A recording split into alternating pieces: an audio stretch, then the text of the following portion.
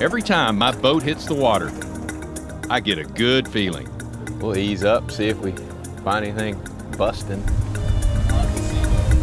This morning, my buddy Roger Hammonder and I are looking for strong current and big fish. You gonna break out the spinning gear or the fly rod? I guess the fly rod.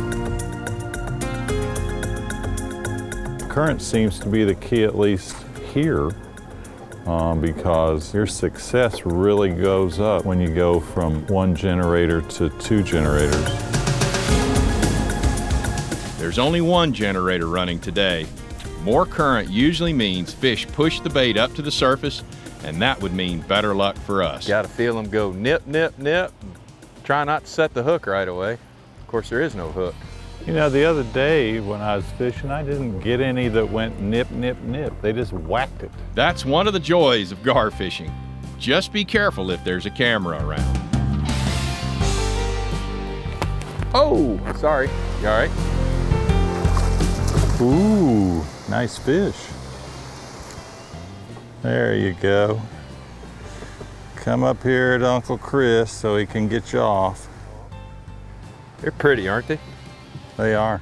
The challenge is to retrieve the fly from a mouth full of teeth. That's a face only a dentist could love. That's at least a 7-pound fish. They fight well, and that way they're like a tarpon or a muskie, and they're big fish. It's a lot of fun to catch. They don't get much pressure. Not a lot of people fish for them. You definitely need practice. I'm gonna let you take that big one off. I saw the way you did that last one, but I didn't really. You know, I think it's time for you to fly. I think you can. Oh, you got off.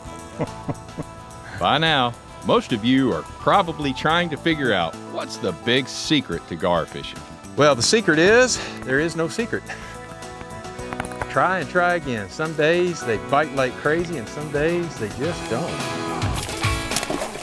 When you hook onto one, or when you're pulling that fly just out of the water and he comes up and whacks it, that's an instant thrill right there.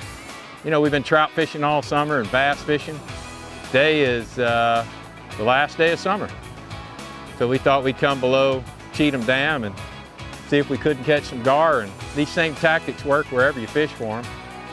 They just have a potential to grow a lot bigger down below the dam. Where else in Tennessee can you hook a fish full of teeth with armor scales and you don't need a hook? And the reason you grab them by the mouth is because even if that head flicks off to the side and say touches your arm, they don't have to bite you. The teeth stick out to the side and it'll rake your arm. That's why I use a wooden paint stir to separate the bony jaws. So we just fish for them with flies made out of rope, tie it on a hook, cut the bend of the hook and everything, and you just got the shank and you fish. This is a medium-sized gar here. This one weighs about 6 pounds maybe. This particular fella here could grow up to 20. But generally we catch them a little smaller than this, all the way up to 3.5 feet long. These strange prehistoric looking fish are some of the biggest you'll find in Tennessee. Just another good reason why catching them is so much fun. This one's for you, Joey. I'll be Tennesseeing you.